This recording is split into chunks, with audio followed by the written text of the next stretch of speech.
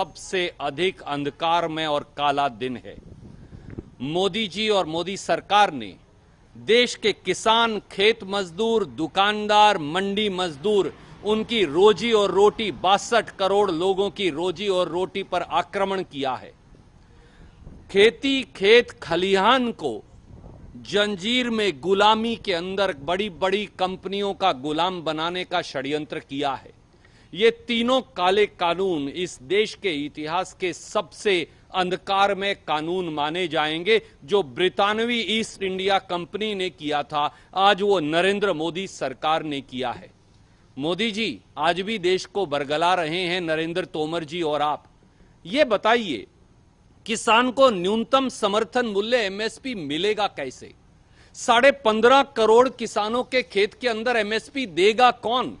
अगर बड़ी बड़ी कंपनियों ने उनकी फसल न्यूनतम समर्थन मूल्य पर नहीं खरीदी तो उसकी गारंटी कौन देगा? आपने एमएसपी की अनिवार्यता को कानून के अंदर क्यों नहीं लिख दिया? और आप कह रहे हैं कि किसान देश में कहीं भी फसल बेच सकता है, इससे बड़ी झूठ क्या है?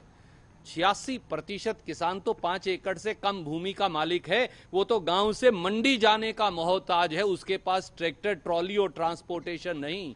हरियाणा का किसान कलकत्ता कैसे फसल बेचेगा? महाराष्ट्र का किसान दिल्ली कैसे फसल बेचेगा?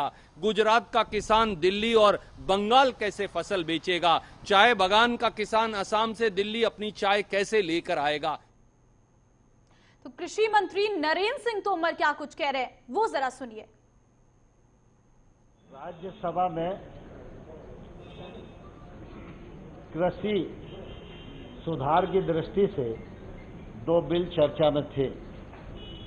मैं माननीय प्रधानमंत्री जी को धन्यवाद देना चाहता हूं कि एक लंबे अरसे से किसान घुटन महसूस कर रहा था, बेबसी महसूस कर रहा था और बरसों से पार्टियों के लोग, स्वामीनाथन साहब जैसे विद्वान लोग, श्वेतकारी संगठन के शरद जोशी जी जैसे नेता, नेशनल जो फार्मर कमीशन है, उसने जो रिकमेंडेशन दी, उसके बावजूद भी कांग्रेस ने कभी किसान को न्याय दिलाने का काम नहीं किया।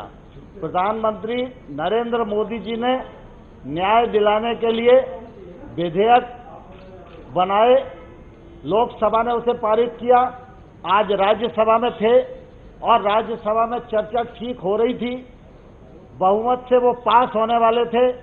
जब कांग्रेस को यह अंदेशा लगा कि वो बहुमत में नहीं है, तो उन्होंने गुंडागिर्दी पर उतर आए और आज कांग्रेस ने आपातकाल के बाद फिर एक बार ये सिद्ध कर दिया है कि इस कांग्रेस का भी लोकतंत्र और प्रजातंत्र में भरोसा नहीं है। जिस प्रकार से डिप्टी चेयरमैन साहब पर अटैक करने की